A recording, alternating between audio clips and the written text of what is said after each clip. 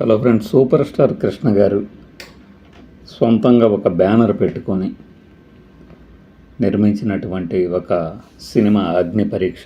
ఈ సినిమా నిజంగా పద్మాలయ బ్యానర్కి అగ్ని పరీక్ష, కృష్ణ గారి సాహసానికి తెగువకి అగ్ని పరీక్ష. 27 ఏళ్ల వయసులోనే ఒక నిర్మాతగా మారడమే కాదు, అది సక్సెస్ చవి చూసిన హీరోగా కూడా కృష్ణ గారికి ఈ సినిమా పేరు తీసుకురాకపోయినా తొలి అడుగుని సమర్థవంతంగా ఒక ఉత్తమ కథతో అభిరుచి కలిగినటువంటి నిర్మాతలుగా ఆ తర్వాత కాలంలో రికార్డులు బద్దలు కొట్టినటువంటి సినిమాలను ప్రొడ్యూస్ చేసినటువంటి బ్యానర్గా పద్మాలయ సంస్థకి పేరు రావడానికి మొట్టమొదటి ప్రయత్నం, అంకురార్పణ జరిగింది ఈ అగ్ని పరీక్ష సినిమాతో. జూలై 10, 1970న రిలీజ్ అయింది ఈ సినిమా. అంటే 55 ఏళ్ళు అయింది. హైదరాబాద్లో వెంకటేశాలో 21 రోజులు, గుంటూరు సరస్వతిలో 30 రోజులు, విజయవాడ అలంకార్లో 35 రోజులు ఆడిందంటారు ఈ సినిమా. ఈ సినిమా రిలీజ్ అయిన 14 రోజులకే అఖండుడు అనే మరో హిట్ సినిమా కూడా రిలీజ్ అయింది. అప్పట్లో కృష్ణ గారు తన తమ్ముళ్ళనిద్దరినీ నిర్మాతలుగా పరిచయం చేశారు ఇండస్ట్రీకి. ప్రొడక్షన్ వ్యవహారాలన్నీ ఆదిశేషగిరిరావు గారు, హనుమంతరావు గారు చూసుకోవటమే కాకుండా ఇందులో ఆదిశేషగిరిరావు గారు ఒక క్యారెక్టర్ చేశారు. అది మోహన కృష్ణ అనే పేరుతో. ఆయన అప్పట్లో మెడ్రాస్లో ఒక ఉద్యోగం కూడా చేస్తారని మనం చాలామంది చెప్తుండగా విన్నాం. ఈ ప్రొడక్షన్ హౌస్లో కూడా ఆయనంటూ ఒక చిన్న పైలట్ పాత్రని వేయటం ఈ ఫోటోలో మీరు గమనించవచ్చు. ఈ సినిమాలో పెద్ద పెద్ద ఆర్టిస్టులు అందరూ నటించారు. 1970 నాటికే తన బ్యానర్లో ఒక గ్రాండియర్ కనిపించాలి అనే ఒక తపన పడిన కృష్ణ గారు భారీ తారాగణంతో ఈ సినిమాని నిర్మించారు.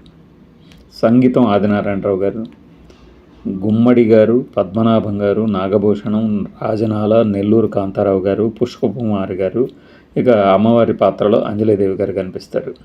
విజయ నిర్మల్ గారు హీరోయిన్ అని ముందే చెప్పుకున్నాం కదా. చంద్రమోహన్ గారు కూడా ఈ ప్రొడక్షన్ వ్యవహారాల్లో కృష్ణ గారికి చాలా సాయం చేశారని చెప్తారు. చంద్రమోహన్ గారు కూడా చాలా ఇంటర్వ్యూలో చెప్పారు ఈ తన చివరి దశలో. జర్నలిస్ట్ మోహన్ కుమార్ గారు, వెంకన్నబాబు గారు కూడా దీనికి ప్రొడక్షన్ సైడ్ కృష్ణ గారికి అట్లానే పద్మాలయ సోదరులకి సాయపడ్డారని చెప్తారు. 1970 జనవరి 26న ప్రారంభించిన ఈ సినిమా ఖచ్చితంగా 7వ నెలలో రిలీజ్ చేశారు. అంటే ఫాస్ట్గా పూర్తి చేసినట్లే లెక్క. ఒక కొత్త నిర్మాతలు, అందులోని కృష్ణ గారు ఎంతో బిజీగా ఉన్న రోజుల్లో. ఈ సినిమాకు సంబంధించి మహబూబ్ నగర్లోని నటరాజ్ డీలక్స్ అనే థియేటరు ఈ సినిమాతోనే ప్రారంభమైంది. ముత్తు చిప్పి అనే ఒక తమిళ సినిమా కథని కొనుగోలు చేసి మన నేటివిటీకి తగినట్లుగా దీన్ని తీర్చిదిద్దారు దర్శకులు కె వరప్రసాదరావు గారు. ఇందులో కొండపై కొలువున్న మా తల్లి కనకదుర్గ నీకు జేజేలు అని ఘంటసాల వెంకటేశ్వరరావు గారు ఆరంభించిన గీతం కోసరాజు గారు రాశారు. అలానే శ్రీశ్రీ గారు, దేవులపల్లి గారు కూడా మిగతా పాటలకు సాహిత్యం అందించారు. హీరాలాల్ గారు అలానే శ్రీనివాస్ గారు డ్యాన్స్ డైరెక్షన్ చేశారు. ఈ సినిమాకు సంబంధించినటువంటి మరొక ప్రత్యేకమైన అంశం, మనకి ఈ ఎక్కువ డ్యాన్సర్గా కనిపించేటటువంటి హీరోయిన్ విజయలక్ష్మి గారు, అంటే విజయలక్ష్మి గారు ఈ సినిమాలోని ఒక పాటకి ఒక బ్యాలేకి నర్తించడం విశేషం. అది కూడా కృష్ణ గారితో ఉన్న అనుబంధం రీత్యా మాత్రమే ఆమె విదేశాలకు వెళ్ళిపోతున్నా కూడా ఈ ఒక్క పాటలో నర్తించారు. కథ విషయానికి వస్తే ఒక సాహసోపేతమైన కథాంశం అని చెప్తారు. ఆ విషయం మనకి పబ్లిసిటీలో కూడా కనిపిస్తూ ఉంటుంది. ఒక విధి వంచితగా ఉన్నటువంటి కుటుంబాలలో జన్మించినటువంటి మహిళని కథానాయకుడు సంఘాన్ని ఎదిరించి పెళ్లి చేసుకోవడం అనేది ఇతివృత్తం. అప్పటి రోజులకు అది చాలా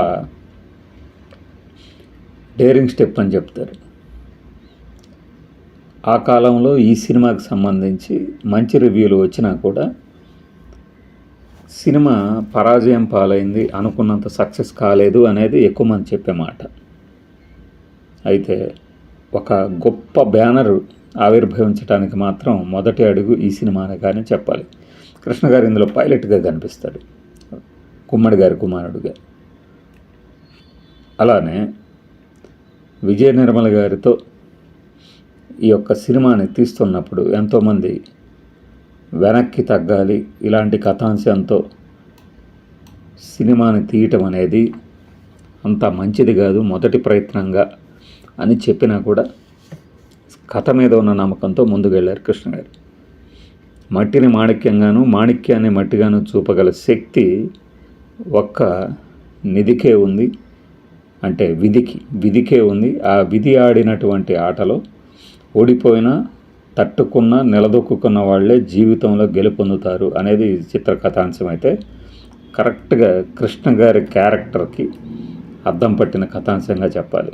ఈ సినిమా హిట్ అయినా ఫ్లాప్ అయినా అలుపెరగకుండా ముందుకు దూసుకుపోయారు కాబట్టే కృష్ణ గారు సూపర్ స్టార్ అయ్యారు.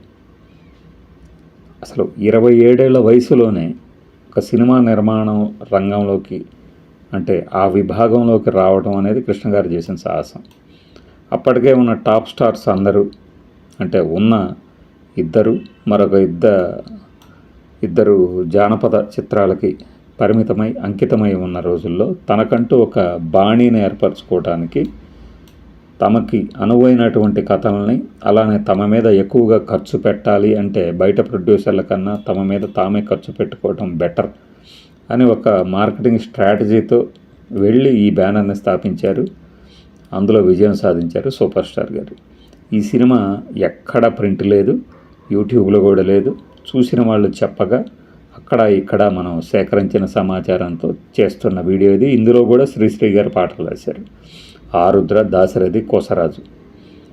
అట్లానే కెమెరా మన విఎస్ఆర్ స్వామి గారు కెమెరామెన్గా పనిచేశారు ఫోటోగ్రఫీతో. అంటే కృష్ణ గారికి ఒక ఆస్థాన విద్వాంసులు, ఆస్థాన పండితులు, ఆస్థాన కోవిదులు అనదగిన వారందరూ కెరీర్ బిగినింగ్ నుంచి ఆయనతో పనిచేసిన విషయం మనం గమనించవచ్చు. ఇందులో శ్రీశ్రీ గారు కానీ, గుమ్మడి గారు కానీ, నాగభూషణం గారు కానీ, విఎస్ఆర్ స్వామి గారు కానీ, విజయ నిర్మల గారు, అలానే రాజబాబు, పద్మనాభం, నాగభూషణం, వీళ్ళందరూ కృష్ణ గారి సినిమాల్లో తరచూ కనిపించేవాళ్ళు. 1970 నుంచి నిర్మాణ రంగంలో ఉన్న వారు 2000 సంవత్సరం వరకు కూడా అప్పటికి జీవించి ఉన్న వాళ్ళందరితో పాత్రలు ధరింపజేయటం తమ బ్యానర్లో కృష్ణ గారి తాలూకు సాన్నిహిత్యాన్ని అనుభవించిన వాళ్ళకి దక్కే ఒక అద్భుతమైన ఫలితంగా మనం చూడవచ్చు. ఇది అగ్ని పరీక్షకి సంబంధించినటువంటి మన దగ్గర ఉన్న పరిమిత సమాచారం. Thanks for watching this video. By.